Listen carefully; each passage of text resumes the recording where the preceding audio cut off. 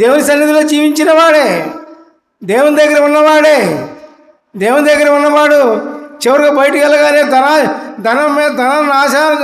ధనం ఆధారంగా చేసుకొని బయట చక్కగా విచ్చలవిడిగా బ్రహ్మాండంగా లోక కోరికలన్నీ తీర్చుకొని జీవించవచ్చు అని ఉద్దేశంతో బయటికి వెళ్ళి ధనం అంతా ఖర్చు అయిపోతుంది. ఒకటి దగ్గర చేస్తాడు, వాడేమో పందులో కాసే వృత్తిలో పెడతాడు.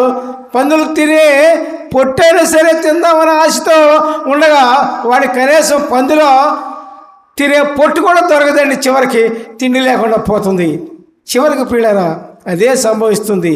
లోక ఆశలకు కోరికలకు లోబడి లోకం వైపు మనం వెళితే చివరికి జరిగేది అదే పిల్లరా.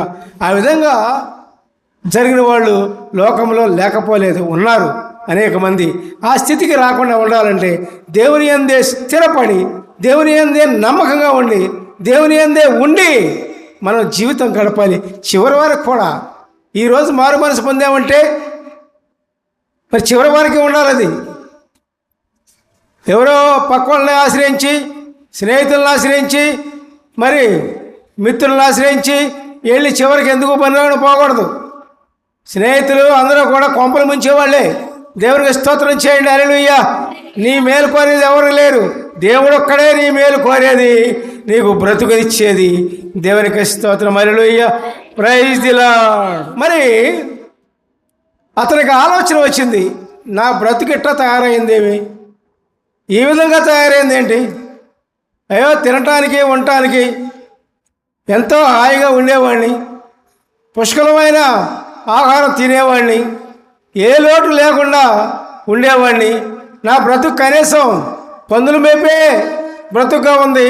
అది కాకుండా పందులు తినే పొట్టు కూడా దొరకడానికి కష్టంగా ఉంది అని ఆలోచన వచ్చింది. కానీ అనేక మంది తప్పిపోయిన వాళ్ళు ఉంటారు ఈ లోకంలో. తప్పిపోయిన వాళ్ళకి ఈ ఆలోచన వస్తే చాలు, దేవుడు మెచ్చుకుంటాడు.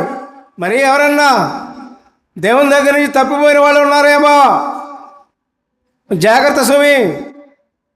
కనీసం తప్పిపోయినా దేవుని ఉండి తప్పిపోయినా, దేవుల్లో ఉన్న జీవితం నుంచి పక్కకు పోయినా ఇటువంటి ఆలోచన వస్తే చాలు.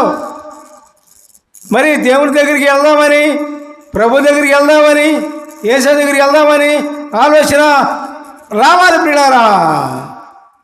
మరి దేవుల్లో ఉన్న జీవితానికి దేవుడు లేకుండా ఉన్న జీవితానికి తేడా లేదండి. మంచికి చెడు తేడా లేదండి, ఉంది కదా.